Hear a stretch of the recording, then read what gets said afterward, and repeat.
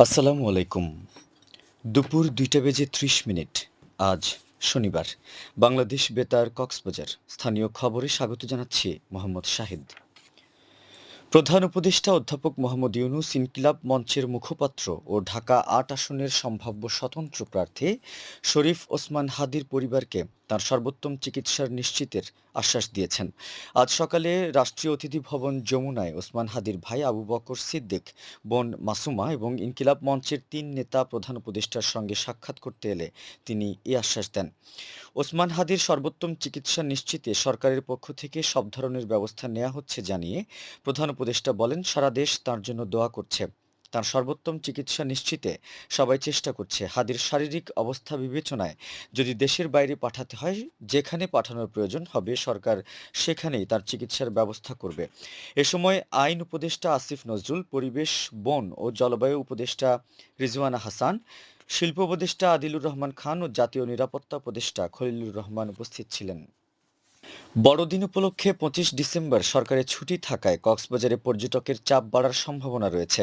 এ পরিস্থিতি বিবেচনায় নিয়ে ঢাকা কক্সবাজার রেলওয়ে ২৪ ও ২৭ ডিসেম্বর একজোড়া বিরতিহীন ট্যুরিস্ট স্পেশাল ট্রেন পরিচালনার সিদ্ধান্ত নিয়েছে বাংলাদেশ রেলওয়ে। রেলওয়ের মহাপরিচালকের কার্যালয়ের ট্রাফিক ট্রান্সপোর্টেশন শাখা থেকে এ বিষয়ে একটি আদেশ জারি করা হয়েছে। এতে জানানো হয়, ট্যুরিস্ট স্পেশাল ট্রেনগুলো অতিরিক্ত কোচ নিয়ে চলবে। এতে দিনে ৮৩৪টি এবং রাতে ৭৮৯টি আসন থাকবে। রেলওয়ে জানিয়েছে, ২৪ ডিসেম্বর চট্টগ্রাম স্পেশাল ট্রেনটি চট্টগ্রাম থেকে বেলা ২টা ৪৫ মিনিটে ছেড়ে রাত ৮টায় ঢাকা পৌঁছাবে। একই দিনে ট্যুরিস্ট স্পেশাল ট্রেনটি ঢাকা থেকে রাত ১০টা ৩০ মিনিটে ছেড়ে পরদিন সকাল ৬টা ৫০ মিনিটে কক্সবাজার পৌঁছাবে। ২৭ December tourist special train Cox's Bazar থেকে বেলা ১১টা ৩০ মিনিটে ছেড়ে রাত ৮টায় ঢাকা পৌঁছাবে। বঙ্গোপসাগরের বুকে অবস্থিত সাগরদ্বীপ কুতুবদিয়া উপজেলায় রয়েছে পর্যটনের অপার সম্ভাবনা।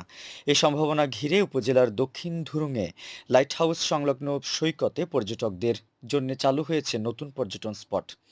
দক্ষিণ ধুরুং ইউনিয়ন পরিষদের উদ্যোগে গতকাল সন্ধ্যায় এ পর্যটন স্পটের উদ্বোধন করেন উপজেলা নির্বাহী কর্মকর্তা ক্যাথওয়াইপ্রু মার্মা। এ সময় তিনি বলেন, কুতুবদিয়ায় এক অপার সম্ভাবনাময় পর্যটনের যাত্রা শুরু হলো। এই পর্যটন স্পট দ্বীপের উন্নয়নের পাশাপাশি স্থানীয় অর্থনীতিও চাঙ্গা হবে।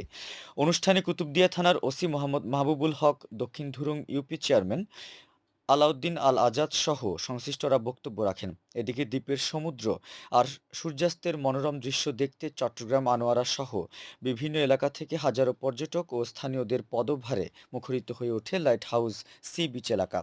পরে রাত পর্যন্ত চলে মনোজ্ঞ সাংস্কৃতিক অনুষ্ঠান।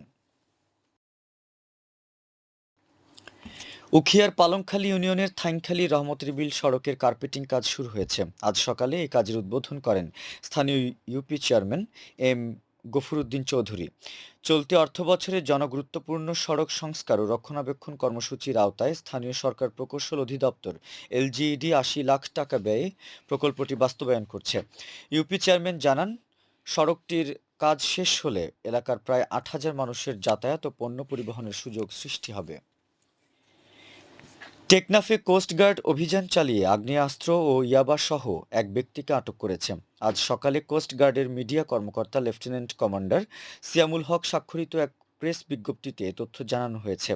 সিয়ামুল হক জানান, গোপন সংবাদের ভিত্তিতে কোস্টগার্ড টেকনাফ স্টেশনের একটি দল গতকাল রাতে উপজেলার নীলা ইউনিয়নের ফুলের ডেল সংলগ্ন এলাকায় সন্ত্রাসী জালাল তার সহযোগী সহ অবস্থান করছে খবর পায়। এ খবরের ভিত্তিতে ওই এলাকার বিশেষ অভিযান পরিচালনা করে একটি দেশীয় তৈরি একনলা বন্দুক, ৮ রাউন্ড কার্তুজ ও ১০,০০০ পিস ইয়াবাসহ সন্ত্রাসী জালালকে আটক করা হয়। এ বিষয়ে টেকনাফ মডেল থানায় মামলা হয়েছে বলে জানান কোস্টগার্ডের এই কর্মকর্তা।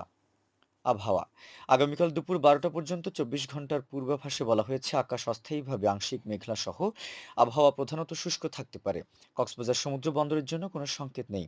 আগামী ২৪ ঘন্টায় দিন ও রাতের তাপমাত্রা প্রায় অপরিবর্তিত থাকতে পারে। আজ সূর্যাস্ত যাবে সন্ধ্যা ৫টা ১২ মিনিটে। আগামীকাল সূর্যোদয় হবে ভোর ৬টা ২২ মিনিটে। আজকের সর্বনিম্ন তাপমাত্রা ছিল ১৯.৪ ডিগ্রি সেলসিয়াস এবং সর্বোচ্চ তাপমাত্রা ছিল ২৯.৫ ডিগ্রি সেলসিয়াস। এখন জানিয়ে দিচ্ছি বাঁকখালী নদীর মোহনা ও সংলগ্ন এলাকার সামুদ্রিক জোয়ার ভাটার সময়সূচি। আজ ভাটা শুরু হবে সন্ধ্যা ৬টা ৮ মিনিটে, চলবে রাত ১২টা ৩০ মিনিট পর্যন্ত। জোয়ার শুরু হবে রাত ১২টা ৩০ মিনিটে, চলবে আগামীকাল সকাল ৬টা ১ মিনিট পর্যন্ত পুনরায় ভাটা শুরু হবে। আগামীকাল সকাল ৬টা ১ মিনিটে চলবে আগামীকাল বেলা ১২টা ৩৩ মিনিট পর্যন্ত। খবর শেষ হলো।